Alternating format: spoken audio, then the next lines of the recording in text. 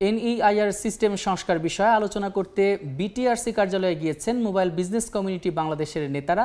সেখানকার খবর জানাতে যুক্ত হচ্ছেন রিপোর্টার শুভ খান। সরাসরি চলে যাচ্ছি তার কাছে। শুভ,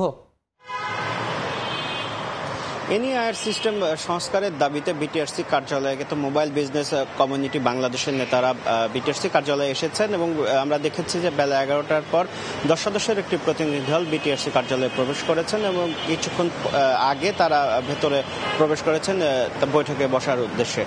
এখানে যার মোবাইল বিজনেস কমিউনিটি বাংলাদেশের বেশ কিছু দাবি দেওয়া রয়েছে, সেই দাবি দেওয়াগুলোর মধ্যে অন্যতম হচ্ছে এনইআইআর সিস্টেমটি চালু করার যে সময়সীমা সেটি প্রায় 1 বছর পেছানো দাবি জানানো হয়েছে তাদের পক্ষ থেকে।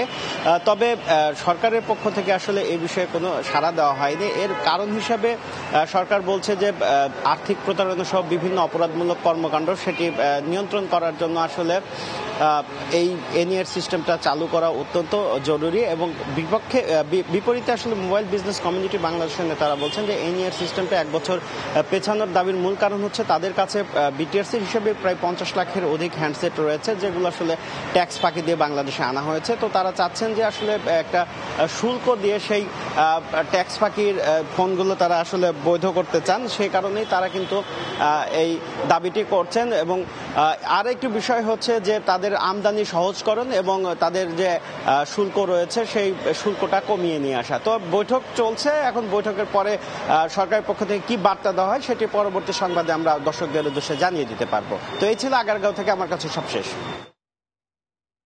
আগারগাঁও থেকে যুক্ত ছিলেন সহকর্মী শুভ খান।